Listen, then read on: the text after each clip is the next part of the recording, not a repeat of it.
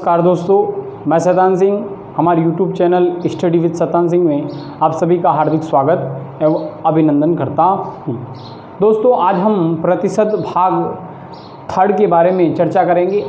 आज हम प्रतिशत को पूरा कंप्लीट कर लेंगे। लगभग उन महत्वपूर्ण प्रश्नों के बारे में पूरी चर्चा हो जाएगी। एक चुनाव में कुल मतों के 20% मत अवैध घोषित किए गए। चुनाव में दो प्रत्याशियों में से एक को वैध मतों का 70% प्राप्त हुआ। यदि हारने वाला व्यक्ति 2880 मतों से हार गया तो बताओ चुनाव में कुल कितने मत पड़े। तो दोस्तों, प्रश्न में पूछा गया कि चुनाव में कुल कितने मत पड़े, चुनाव में कुल कितने मत पड़े, ये प्रश्न में पूछा गया। और प्रश्न में दे रखा है कि एक चुनाव में कुल मतों का 20% मत तो क्या कर दिए गए, अवैध घोषित कर दिए गए। 20% अवैध घोषित कर दिए गए। और चुनाव में कितने प्रत्याशी थे, 2 प्रत्याशी थे। दोनों प्रत्याशियों में से एक को वैध मतों का 70% प्राप्त होता है। वैध मतों का 70% प्राप्त हो रहा है। दोस्तों, यहाँ पर ध्यान रखना है, यदि हारने वाला व्यक्ति 2880 मतों से हार जाता है, हारने वाला व्यक्ति कितने मतों से हार जाता है, 2880 मतों से हार जाता है, तो बताओ चुनाव में कुल कितने मत पड़े। तो दोस्तों, इस प्रकार के प्रश्नों को कैसे करते देखिएगा। हमें प्रश्न में कहा गया कि चुनाव में कुल कितने मत पड़े, तो हम चुनाव में मान लेते हैं 100% कुल मत, 100% हम कुल मत मान लेते हैं। अब इसमें से बोला गया कि 20% तो अवैध घोषित कर दिए गए, तो 20 इसमें से घटा दीजिए। 20% क्या है, अवैध मत है, तो अवैध मत को आप यहाँ से बाहर निकाल दीजिए। ये अवैध मत, तो 100 का 20% 20 ही होगा। इसका मतलब वैध कितने मत होंगे, 80% मत हो जाएंगे आपके वैध मत।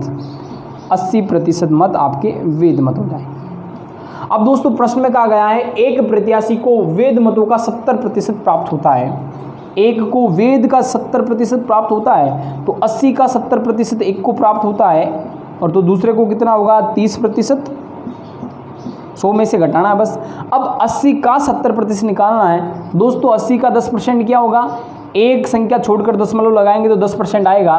तो इसका मतलब 8 हमारा क्या हो जाएगा, 10% हो जाएगा। इंटू हमें निकालना 70% मतलब 7 गुना, तो 8 × 7, तो ये इसको प्राप्त होगा 56% मत। और 80 का 30% निकालना 10% होगा दोस्तों, 8 इंटू 8 कैसे होगा, एक संख्या छोड़कर दशमलव लगाते हैं तब 10% का मान आ जाता है। हमें निकालना 30%, तो 10% निकालने के बाद इसका 3 गुना, तो 8 को 3 से गुणा करेंगे तो इसको प्राप्त होगा 24%। अब दोस्तों, प्रश्न में कहा गया कि हारने वाला व्यक्ति 2880 मतों से हार गया। तो दोस्तों, कितने प्रतिशत से हार रहा है वो देख लीजिए। ये हार रहा है आपका 32% मतों से, क्या कर रहा है, हार रहा है। 32% मतों से हार रहा है। तो दोस्तों, प्रश्न में कहा गया है कि वो 2880 मतों से हार रहा है, तो हम ये भी कह सकते हैं वो 32% मतों से हार रहा है। चाहे हम 32% मत कहे या 2880 कहे, एक ही बात है। प्रतिशत में वो बोल रहा है कि 32% से हार रहा है, और मतों में कह रहा है कि 2880 मतों से हार रहा है, तो दोनों बराबर हो जाएगा। हमें 1% का मान निकालना है, तो 2880 में किसका भाग लगाएंगे, 32 का भाग लगाएंगे। इंटू हमें पूछा गया तो चुनाव में कुल कितने मत पड़े। तो दोस्तों, चुनाव में कुल कितने मत पड़े, 100% मत ही है, तो 100% इंटू 100। यदि प्रश्न में ऐसे पूछता चुनाव में कुल कितने वैध मत पड़े, तो इंटू 80 करते। पूछता कि चुनाव में कुल कितने अवैध मत पड़े, तो इंटू 20 कर देते। अब इसको काटिए, ये 32 से कट जाएगा, आधा कर देते इसका, सॉरी आधा कर दो, ये हो जाएगा 16, ये हो जाएगा 2 1, ये 4 और 4 0। अब इसको करेंगे 16 से काट दीजिए, ये हो जाएगा आपका 9 बार कट जाएगा,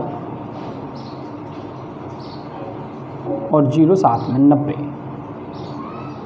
90 को 100 से गुणा कर दीजिए, आंसर आ जाएगा 9000। तो चुनाव में कुल कितने मत पड़े, चुनाव में दोस्तों कुल 9000 मत पड़े। नेक्स्ट क्वेश्चन है दोस्तों, 60 लीटर नमक के घोल में 30% नमक है। कितना नमक है, 30% नमक है। यदि इसमें से 10 लीटर पानी वाष्पित कर दिया जाए तो अब शेष घोल में नमक की प्रतिशत मात्रा है। दोस्तों, प्रश्न में कहा गया नमक का घोल कितना है, 60 लीटर है, तो लिखेंगे 60 लीटर आपका नमक का घोल है। तो 60 लीटर आपका घोल है। अब उस घोल के अंदर देखिए 30% नमक है। कितना नमक है? 30% नमक है। नमक कितना है? 30%। नमक है आपका 30%। तो मुझे बताइए दोस्तों, यदि नमक 30% है तो पानी कितना होगा? पानी हो जाएगा, आपको 100 के साथ कैलकुलेशन करनी है, इसका मतलब 70% पानी हो जाएगा। ठीक, कोई भी घोल होता है वो 100% ही होता है। अब हमें पूछा गया कि 10% पानी वाष्पित कर दिया जाए तो से अब शेष घोल में नमक की प्रतिशत मात्रा बताइए। पहले नमक की लीटर के अंदर वैल्यू निकालते हैं। तो 60 लीटर में से 30% निकालना है। तो देखिए 1% निकालने का तरीका वही, 1% निकालते हैं तब तो 2 अंक छोड़कर दशमलव लगाते हैं, और 10% निकालेंगे तब 1 अंक छोड़कर दशमलव लगाएंगे। तो 1 अंक छोड़ दीजिए, दशमलव लगा दीजिए, मतलब 6.0। तो 10% हो जाएगा आपका 6 इंटू, हमें ज्ञात करना है 30% मतलब 3 गुना, तो 6 इंटू 3 ये हो जाएगा आपका 18 लीटर। तो नमक कितना इसमें? 18 लीटर नमक है। फिर पानी कितना है? 70% है। इसका 10% निकालेंगे तो 1 अंक छोड़कर पॉइंट लगाया, इसका मतलब कितना? 6 लीटर उसका क्या हो जाएगा? पानी हो जाएगा। 10% इंटू हमें निकालना 70% मतलब 7 गुना निकालना है, तो 7 छंग 42, तो ये हो जाएगा 42 लीटर। तो पानी कितना हो जाएगा? 42 लीटर। अब ये प्रश्न में बोला गया कि 10 लीटर पानी वाष्पित कर दिया जाए। दोस्तों 10 लीटर पानी वाष्पित कर दिया, इसका मतलब -10 लीटर कर दीजिए इसमें से, तो कितना पानी बचेगा? आपके पास 32 लीटर पानी बचेगा। दोस्तों यहाँ पर ध्यान देने योग्य ये बात है कि यदि 10 लीटर पानी वाष्पित कर दिया जाए तो घोल में से भी 10 लीटर बाहर निकलेगा, तो 60 लीटर में से 10 लीटर बाहर निकाल देंगे, तो अब घोल कितने का बचेगा? अब घोल बच जाएगा आपके पास 50 लीटर का घोल। अब घोल कितना हो जाएगा? 50 लीटर का घोल। अब हमें पूछ रहा है तो शेष घोल में नमक की प्रतिशत मात्रा बतानी है। तो शेष घोल के अंदर नमक कितना है? 18 लीटर है, और शेष घोल अब है कितना? 50 लीटर है। मतलब ये 18 है जो 50 पर कितना प्रतिशत है, तो इसको हम ऐसे भी कह सकते हैं 18 50 का कितना प्रतिशत है? 50 का कितना प्रतिशत है? तो दोस्तों 18 50 का कितना प्रतिशत है, तो इसको ऐसे करेंगे, मैंने क्या बोला, जिसका का बोला जाए उसको कहाँ पर रखना है? भाग में रखना है। लेकिन शर्त ये है कि दोनों कैसी होनी चाहिए? सामान्य संख्या होनी चाहिए, प्रतिशत की संख्या नहीं होनी चाहिए। तो उस समय का मतलब होता है भाग, तो जिसके साथ का जुड़ा उसको भाग में रखना, मतलब 50 नीचे आएगा और 18 को आप ऊपर रखोगे। और प्रतिशत हमेशा किस पर निकाले जाते हैं? 100 पर निकाले जाते हैं। इसको 0 से 0 कैंसिल हो जाएगा, 5 से घटेगा ये 1 बार, ये घटेगा 2 बार। 18 को 2 से गुणा करेंगे तो आपका आंसर हो जाएगा 36%। तो अब नमक के घोल में जो शेष घोल है उसमें नमक की जो प्रतिशत मात्रा है वो कितनी होगी? 36% नमक होगा। इसी प्रश्न में यदि ऐसे बोल दिया जाता कि पानी की प्रतिशत मात्रा कितनी होगी, तो 100 में से 36 घटा दीजिए, शेष बचा वो आपका पानी होगा। दोस्तों क्वेश्चन है हमारा, 400 ग्राम वाले नमक के घोल में 30% नमक है। कितना नमक? 30% नमक है। इसमें कितना नमक और मिलाया जाए ताकि घोल में नमक की प्रतिशत मात्रा क्या हो जाए? 44% हो जाए। दोस्तों घोल हमारे पास कितना है? 400 ग्राम है, तो लिख दिया 400 ग्राम हमारे पास नमक का घोल है। अब इस घोल के अंदर नमक की जो प्रतिशत मात्रा है वो 30% है। नमक की कितनी मात्रा है? 30%। तो स्वाभाविक है पानी कितना होगा? 100 में से 30 घटा देंगे तो 70% आपका क्या हो जाएगा? पानी हो जाएगा। अब पहले इसकी वैल्यू निकाल दीजिए। 400 का 30% निकालेंगे तो 10% होगा 40। 1 संख्या छोड़कर दशमलव लगाते हैं तो उस समय आपका आंसर 10% का मान आता है, तो 10% हो जाएगा 40। 40 को 3 से गुणा कर देंगे, मतलब इसका 3 गुना ही निकालना। 10% का 3 गुना 30% होता है, तो 40 को 3 से मल्टीप्लाई करेंगे तो 120। इधर 70% निकालना है तो 10% होगा 40। 40 को जब 7 से गुणा कर देंगे तो 7 चौक 28, 280 ग्राम, ये 70% आ जाएगा। प्रश्न में पूछा गया कि अब कितना नमक और मिला दिया जाए कि नमक की प्रतिशत मात्रा 44% हो जाए। तो हमने क्या किया? x ग्राम नमक इसमें और मिला दिया, तब ये 44% हो जाएगा। तो दोस्तों जैसे ही हम नमक कुछ मिलाएंगे तो ये 44 होगा, तो स्वाभाविक है यदि 100 में से ये 44 है तो ये कितना होगा? 56% होगा। बस दोस्तों ध्यान देने योग्य बात ये है कि जो चीज़ मिलाई जा रही है उसको तो लिख दिया, और जितना भी जो क्वेश्चन का आंसर आएगा वो आपका इस प्रोसेस से आएगा। तो पहले 70%, ये 70% किसके बराबर थे? 280 ग्राम के बराबर थे। अब ये 280 ग्राम किसके बराबर हो जाएगा? 56% के बराबर। इसमें किसी भी प्रकार का कोई चेंज नहीं आएगा, प्रतिशत की मात्रा में सिर्फ चेंज आएगा, ग्राम की मात्रा में कोई भी चेंजेज नहीं आएगा। मतलब ये 56% अब 280 के ग्राम हो जाएगा। पहले ये किसके बराबर था? 70% के बराबर 280 ग्राम था, लेकिन अब इसमें कुछ मिलाने के कारण ये चीज़ किसके बराबर हो जाएगी? 280 ग्राम 56% के बराबर। तो हमने क्या किया? 56% को 280 के बराबर कर दिया। 1% का मान निकालना है तो प्रतिशत का भाग लगाते हैं, तो 280 के अंदर 56 का भाग लगाया, इंटू हमें ज्ञात करनी है नमक की वैल्यू। नमक की प्रतिशत मात्रा कितनी है? 44, तो इंटू किससे करेंगे? 44। यदि पूछ लेता गोल कितना है कुल, तो इंटू 100, लेकिन हमें नमक का पूछ रहे हैं तो नमक इंटू 44। तो इसको इससे डिवाइड किया, 56 से 56 ये 28 से कट जाएगा 2 बार और ये कट जाएगा 10 बार। ठीक, अब फिर वापस इसको 2 को काटा 1 बार और ये कट जाएगा 10 5 बार। 5 को जब 44 से गुणा कर देंगे, 5 को 44 से गुणा करेंगे तो 220 ग्राम। इसका मतलब नमक की जो ग्राम मात्रा है वो कितनी हो जाएगी? 220 ग्राम। प्रश्न में पूछा गया कि कितना नमक और मिलाया जाए, तो नमक पहले कितना था? 120 ग्राम था। तो पहले नमक था 120 ग्राम, इसमें से 120 ग्राम घटा दीजिए, तो कितना नमक हमने मिलाया? 100 ग्राम नमक हमने मिलाया। ये हमारा आंसर हो जाएगा। हमारा राम का वेतन हरि के वेतन का 40% है, तो बताओ हरि का वेतन राम के वेतन का कितने प्रतिशत है? तो देखिए राम और हरि, राम और हरि, देखो तुलना किससे कर रहा है ये ध्यान रखना हमें। राम का वेतन, किसका वेतन? राम का वेतन है वो हरि के वेतन का 40% है। मतलब हरि के वेतन से तुलना हो रही, तो हरि के वेतन को क्या मान लेंगे? 100%। अब इस हरि के वेतन से कितना परसेंट है वो? 40%। तो 100 का 40% क्या होगा दोस्तों? 40 ही होगा। इसका मतलब 40% ही हो जाएगा। तो बताओ हरि का वेतन राम के वेतन का प्रश्न में बोला गया, तो बताओ हरि का वेतन, हरि का वेतन राम के वेतन का, राम के वेतन का। तो दोस्तों प्रश्न के अंदर ऐसी लाइन पर ध्यान हमेशा रखिए। तो सेकंड वाला का देखो, राम के वेतन का, हरि का वेतन राम के वेतन का, तो सेकंड वाला का जिससे जुड़ा होता है उसके वेतन को कहाँ पर रखेंगे? नीचे। तो राम के वेतन को कहाँ पर रखना है? नीचे रखना है। तो राम का वेतन कितना है? 40%, तो ये होगा 40 बटा, बचा किसका? हरि का, तो हरि का ऊपर रहेगा, इंटू प्रतिशत निकाल रहे तो 100 पर हम प्रतिशत निकालते हैं, तो 0 से 0 कैंसिल हो जाएगा, ये कटेगा 2 बार और ये कट जाएगा 5 बार। 2 से इसको डिवाइड किया हमने, फिर 2 से इसको किया 1 बार और ये कटेगा 50 बार। और दोस्तों 50 को जब 5 से गुणा करेंगे तो क्या आएगा? 250%। तो दोस्तों कितना प्रतिशत आंसर आएगा आपका? 250% आंसर।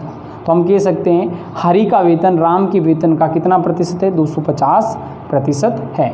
इस प्रश्न को हम इस प्रकार से भी कर सकते हैं दोस्तों। इसके लिए आप एक ट्रिक भी काम में ले सकते हो। ट्रिक ये रहेगी कि यहाँ पर आपको हिस्सा पूछा जा रहा है, ना कि कितना अधिक है कितना कम है, ऐसा प्रश्न में बिल्कुल भी नहीं पूछा जा रहा है। क्या पूछा जा रहा है? आपको हिस्सा पूछा जा रहा है कि ये इससे इतना प्रतिशत है। तो इसलिए जब भी हिस्सा पूछा जाए तो ट्रिक बनेगी आपकी 100 × 100 और बटा में क्या लिख दीजिए? जो प्रतिशत की मात्रा आपको दे रखी है वो लिख दीजिए, आपका आंसर आ जाएगा। तो देखिए 100 × 100 बटा प्रतिशत की मात्रा कितनी? 40। अब इसको डिवाइड कर दीजिए, 0 से 0 कट हो जाएगा, ये कटेगा आपका 1 बार, 4 से काटेंगे और इसको काट देंगे 25 बार। 25 को 10 से गुणा करेंगे तो दोस्तों 25 को जब भी 10 से गुणा करेंगे आंसर कितना आएगा? 250%। तो डायरेक्ट भी आपका आंसर आ जाएगा। बस प्रश्न में ध्यान रखना कि यहाँ पर आपको हिस्सा पूछा जा रहा है। और पार्ट 2 के अंदर हमने एक प्रश्न पढ़ा था कि दीपक का वेतन सोनू के वेतन से इतना अधिक है या इतना कम है। तो अधिक और कम की जब भी बात हो तो उस समय अधिक और कम के हिसाब से करना है, लेकिन यहाँ पर आपको हिस्सा पूछा जा रहा है, किसी के वेतन का हिस्सा पूछा जा रहा है। तो जब भी आपको हिस्सा पूछा जाए तो ये ट्रिक भी काम में ले सकते हो। 100 × 100 बटा में क्या लगा दोगे? प्रतिशत की मात्रा, या आप ऐसे भी कर सकते हो। अगला क्वेश्चन है हमारा, हरि का वेतन सोवन के वेतन से 10% कम है तथा सोवन का वेतन मोहन के वेतन से 25% अधिक है। यदि मोहन का वेतन 2400 रुपये है तो बताओ हरि का वेतन कितना है। दोस्तों इस प्रकार के जब भी प्रश्न करते हैं तो प्रश्नों को ध्यान से पढ़ना है और किसकी तुलना किसके साथ हो रही है, जो अंतिम तुलना होती है उसको आपको क्या मानना है, 100% मानना है। पहला बोला गया कि हरि का वेतन सोवन के वेतन से 10% कम है। एक बात क्लियर हो गई कि जो हरि का वेतन होगा वो सोवन के वेतन से कितना कम है, 10%। आगे कहा गया कि सोवन का वेतन मोहन के वेतन से 25% अधिक है। इसका मतलब अंतिम तुलना किससे हो रही है, मोहन से हो रही है। तो सोवन का वेतन भी मोहन के वेतन से कितना, 25% अधिक है। यदि मोहन का वेतन 2400 रुपये है तो बताओ हरि का वेतन कितना होगा। तो देखिए दोस्तों आपके पास 3 नाम आए, एक हरि, एक सोवन और एक मोहन। प्रश्न में ये ध्यान रखना है कि अंतिम तुलना किससे हो रही है। पहले बोला गया हरि का वेतन सोवन के वेतन से 10% कम, फिर सोवन का वेतन मोहन के वेतन से 25% अधिक। तो अंतिम तुलना मोहन से हो रही, तो मोहन को हम क्या मानेंगे, मोहन का मान लेते हैं। यदि 100% वेतन है तो अब देखो सोवन का वेतन मोहन के वेतन से कितना अधिक है, 25% अधिक है। तो इससे 25% अधिक होगा ये, तो ये हो जाएगा आपका 125। ठीक, फिर आगे वाली लाइन यही थी कि हरि का वेतन सोवन के वेतन से 10% कम है। तो 125 का 10% क्या होगा दोस्तों, हमने क्या सीखा, कोई भी संख्या हो उसका 10% निकालने का तरीका होता है, एक संख्या छोड़कर क्या लगा दीजिए, दशमलव लगा दीजिए। तो 12.5 इसका क्या हो जाएगा 10%। तो 10% कम है तो 125 में से क्या घटा दीजिए, 10%, 12.5 घटा दीजिए, तो ये होगा 112.5। ठीक, ये इनका वेतन आ गया। अब हमें प्रश्न में दे रखा है यदि मोहन का वेतन 2400 है। तो दोस्तों मोहन का वेतन कितना माना है हमने, 100% माना। मोहन का वेतन भी दे रखा हमें, मोहन का वेतन दे रखा है 2400। तो इस 2400 को हम कैसे कह सकते हैं, 100% के बराबर है। तो चाहे 2400 कहें चाहे 100% कहें एक ही बात है। तो 2400 में हम किसका भाग लगा देंगे, 100 का भाग लगा देंगे, तो 1% का मान आ जाएगा। इनटू हमें पूछा गया हरि का वेतन ज्ञात कीजिए। तो हरि के वेतन के लिए किससे गुणा करना पड़ेगा, 112.5 से गुणा करना पड़ेगा। यहाँ से हम पॉइंट हटाएंगे तो नीचे 1 और कितनी संख्या छोड़कर पॉइंट था, 1, तो हो जाएगा 10। अब काट दीजिए इसको, 2 0 से 2 0, ये हो जाएगा कैंसिल। अब 24 को इससे गुणा कर दो, या आप 1125 को 10 से काट दो, जैसे भी है। चलो इसको 5 से काटते हैं, ये 5 से कटेगा, ये 2 बार कट जाएगा और ये कट जाएगा 2 बार। फिर बच गया आपके पास 1, 1 के पास में लिखा 2, वापस 12 कटेगा 2 बार, फिर बच गया 2, 2 के पास में 5, और वापस ये 5 से कटेगा 5 बार, और इस 2 को हम काट देंगे 1 और ये हो जाएगा 12। तो क्या करेंगे, अब देखिए, तो 12 को हम 225 से मल्टीप्लाई कर देंगे, 12 × 225। तो देखिए आंसर क्या आएगा, 12 को 5 से गुणा किया 60, कैरी हो जाएगा 6, 12 को 2 से गुणा किया 24, 24 और 6 30, कैरी हो जाएगा 3, 12 को 2 से गुणा किया 24, 24 और 3 27। तो दोस्तों हरि का वेतन क्या हो जाएगा, 2700 रुपये आपका आंसर आ जाएगा। देखिए दोस्तों इस प्रश्न के अंदर यदि पूछ लेता कि सोवन का वेतन ज्ञात कीजिए, तो हमने यहाँ तक कर दिया कि 2400 100% के बराबर है। तो 2400 में 100 का जैसे ही भाग लगाया तो 1% का मान आ गया। अब प्रश्न में कुछ भी पूछा जाए, प्रश्न में यदि सोवन का पूछ लेता तो इंटू 125 कर देते। यहाँ पर हरि का पूछा है तो इसलिए हमने 112.5 किया। यदि ऐसे पूछ लेता कि सोवन का वेतन हरि के वेतन से कितना अधिक या कितना कम है, तो कितना इससे कितना सोवन वाला कितना वेतन अधिक है, 10% अधिक है, तो जो इसका अंतर आएगा उसको इससे मल्टीप्लाई करना है। अगला प्रश्न है हमारा, यदि किसी आयत की लंबाई को 10% कम और चौड़ाई को 20% अधिक कर दिया जाए तो उसके क्षेत्रफल पर क्या प्रभाव पड़ेगा। अब प्रश्न आयत से संबंधित आ रहा है। तो देखिए बात हो रही है आयत की और आयत के क्षेत्रफल की बात हो रही है। तो दोस्तों आयत के क्षेत्रफल की बात हो रही है तो सबसे पहले दिमाग में यही होना चाहिए कि आयत का क्षेत्रफल ज्ञात करने का सूत्र क्या है। तो दोस्तों आयत का क्षेत्रफल ज्ञात करने का सूत्र क्या है, लंबाई इंटू चौड़ाई। आयत लंबाई गुणा चौड़ाई, तब क्या आ जाएगा, आयत का क्षेत्रफल आ जाएगा। ठीक, अब आयत की लंबाई और चौड़ाई को जब गुणा करेंगे तो क्षेत्रफल आ गया। ठीक, हमें बोला गया कि लंबाई को 10% कम कर दिया जाए, चौड़ाई को 20% अधिक कर दिया जाए। तो पहले मान लेते हैं लंबाई भी आपकी 100 थी और चौड़ाई भी आपकी 100 थी, तो क्षेत्रफल क्या आ रहा था 10,000। ठीक, लेकिन लंबाई के अंदर कितने की कमी कर दी जाती है? 10% की कमी, इसका मतलब 90, 10% कम हो जाएगा। और चौड़ाई में 20% की वृद्धि, इसका मतलब 100 का 20% 20 ही होगा, तो 20%, तो इसका मतलब 120% हो जाएगा। अब क्षेत्रफल पर क्या प्रभाव पड़ेगा? बस 90 को गुणा करना 120 से, तो 2 जीरो है, ये 2 जीरो, 1 जीरो 1 जीरो 2 जीरो, 12 को जब 9 से गुणा करेंगे तो ये हो जाएगा 108। पहले 10,000 क्षेत्रफल था, अब कितना हो रहा है? 10,800। कितना बढ़ रहा है? 800 की क्या हो रही है? वृद्धि हो रही है। तो हमें प्रतिशत वृद्धि निकालनी है, तो प्रतिशत वृद्धि 800 किस पर बढ़ रहा है? इस 10,000 पर। हमेशा कोई भी वृद्धि होती है तो प्रारंभिक मूल्य पर होती है। तो 800 इस 10,000 का कितना प्रतिशत है? तो 800 बटा 10,000 इंटू 100। 2 जीरो से 2 जीरो कैंसिल, 2 जीरो से 2 जीरो कैंसिल। इसका मतलब कितने प्रतिशत की वृद्धि होगी? 8% की आपकी क्या हो जाएगी? वृद्धि हो जाएगी। इसने दोस्तों, आकाश अपनी आय का 20% खर्च करता है तथा शेष बचा लेता है। यदि अब उसकी आय में 30% की वृद्धि हो जाए तथा उसकी बचत में भी 20% की वृद्धि कर दे, तो अब उसके खर्च में कितने प्रतिशत की वृद्धि होगी? देखिए दोस्तों, आकाश की जो आय है उसको क्या मान लेते हैं हम? 100% मान लेते हैं। ठीक, आय उसकी 100 है। अब उस आय 100 है, उसमें से खर्च करता है वो 20% और बचत कर लेता है, तो खर्च और बचत दोनों लिख दीजिए। ठीक है, खर्च कर रहा है 20%, मतलब 20 खर्च कर रहा है, तो 100 में से 20 खर्च कर रहा है तो कितना बचेगा? 80 बच जाएगा। अब वो बोल रहा है 30% की वृद्धि उसकी आय में कर दी जाए, तो 30% की वृद्धि करेंगे, इसका मतलब प्लस 30%, तो 100 का 30% क्या होगा? 30। तो अब उसकी आय हो जाएगी 130। और आगे प्रश्न में बोला जा रहा है कि उसकी बचत में भी 20% की क्या हो जाती है? वृद्धि। तो बचत में भी 20% की वृद्धि, तो 80 का 20% निकाल कर वृद्धि कर दीजिए, तो इसका 10% हो जाएगा 8। क्यों? एक संख्या छोड़कर दशमलव लगाते तब 8 ही आएगा इसका 10%, और 20% निकालना मतलब दुगुना कर देंगे, तो 16 की क्या हो जाएगी? वृद्धि हो जाएगी।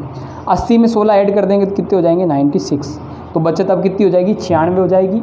ठीक है, अब इसको आगे बोल रहा है कि उसके खर्च में कितने प्रतिशत की वृद्धि हो रही है? 130 उसकी आय, उसमें से 96 बचा रहा है, तो बताओ खर्च कितना कर रहा है? तो 130 में से 96 घटा लीजिए, तो ये ऊपर वाला 4 100 और 30, इसका मतलब 34 को वो क्या कर रहा है? खर्च कर रहा है। तो पहले खर्च करता था 20, अब कर रहा है 34, इसका मतलब कितना अधिक खर्च कर रहा है? 14 अधिक खर्च कर रहा है। अब ये बोल रहा है कितने प्रतिशत अधिक खर्च कर रहा है? तो 14 इस 20 का कितना प्रतिशत है? तो 14 20 का कितना प्रतिशत? इसका मतलब 14 बटा 20 इंटू 100। 0 से 0 कैंसिल हो जाएगा, ये कटेगा 7 बार। 7 को 10 से गुणा करेंगे तो 70% वो अधिक 70% क्या करता है? खर्च करता है।